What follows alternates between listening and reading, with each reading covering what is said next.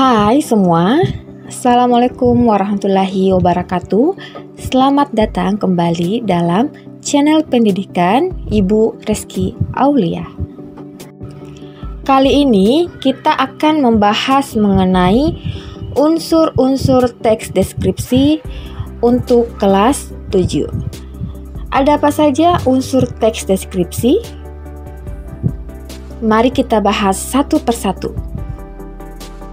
Terdapat 3 unsur dalam teks deskripsi. Yang pertama adalah kata konkret, kedua kalimat perincian, dan yang ketiga majas personifikasi. Mari kita bahas unsur yang pertama, dimulai dari kata konkret.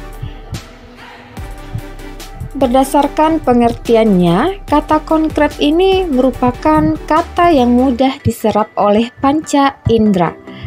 Benar adanya, berwujud, dapat dilihat, dan dapat diraba.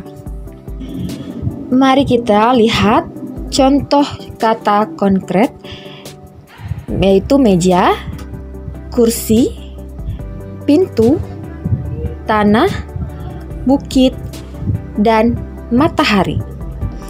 Nah, itu semua contoh kata-kata konkret. Karena hal-hal tadi itu dapat ditangkap oleh panca indera yang dapat kita lihat dan diraba, bahkan terlihat wujudnya. Itulah yang dinamakan kata konkret. Bisa dipahami? Kalau ada pertanyaan, silahkan cantumkan di kolom komentar YouTube ini. Lanjut, unsur teks deskripsi yang kedua. Unsur teks deskripsi yang kedua adalah kalimat perincian. Apa itu kalimat perincian? Silakan diperhatikan baik-baik pada slide berikut ini. Kalimat perincian itu melakukan atau menuliskan sesuatu sedetail mungkin. Kata sedetail ini berarti kita akan menyampaikan sesuatu itu harus lengkap dan jelas. Kalau dari segi makanan, bagaimana rasanya, bentuknya, warnanya, dan kalimat-kalimat lainnya yang dapat memberikan penjelasan yang jelas pada objek tersebut. Silahkan disimak, ada gambar tetu yang berwarna putih yang telah Ibu cantumkan dalam slide ini, dan terdapat juga 2 kalimat ilustrasi. Kalimat yang pertama di sini pada ilustrasi pertama disebutkan bahwa kue itu enak. Kemudian ilustrasi yang kedua, kue tetu itu enak sekali, teksturnya lembut saat dikunyah. Isian gula merah yang lumer di mulut dan manisnya juga pas. Bagaimana menurut kalian, mana yang merupakan kalimat perincian? Ya, ilustrasi kedualah yang merupakan kalimat perincian. Karena apa?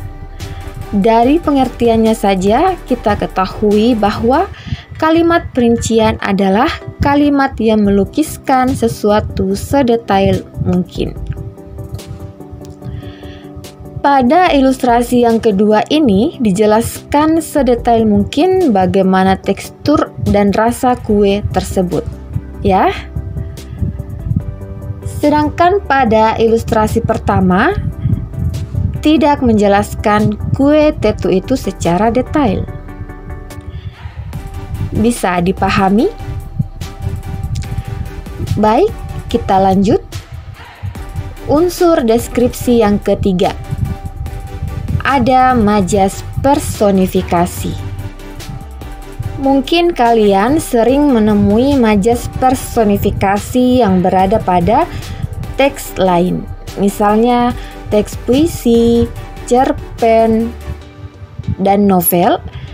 Dalam teks deskripsi juga bisa muncul yang namanya majas personifikasi. Apa itu majas personifikasi? Majas personifikasi merupakan gaya bahasa yang mengumpamakan benda mati seolah-olah hidup. Mari kita simak contoh yang pertama. Contoh yang pertama di sini, mobil itu batuk-batuk di depanku. Bagaimana?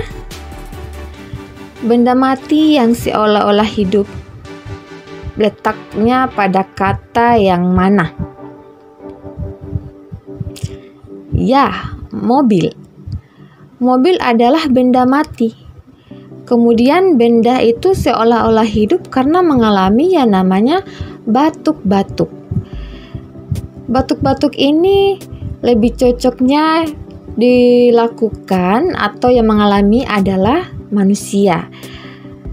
Kalau misalnya mobil itu mengalami batuk-batuk, berarti sudah ada atau sudah terlibat yang namanya majas personifikasi menjadikan benda mati itu seolah-olah hidup, melakukan aktivitas atau perilaku seperti manusia.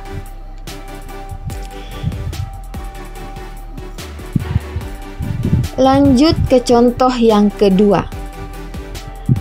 Kami makan bersama nyala lilin yang menari-nari. Oke, benda mati dalam kalimat tersebut letaknya pada kata yang mana?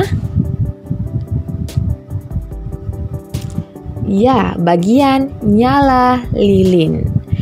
Kemudian, nyala lilin tersebut seolah-olah hidup karena menari-nari. Ini kan harusnya manusia yang melakukannya, bukan nyala lilin.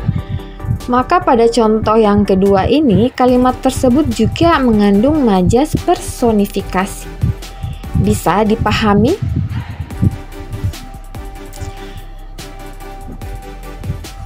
Kalau ada pertanyaan, silahkan cantumkan saja pada kolom komentar di bawah ini.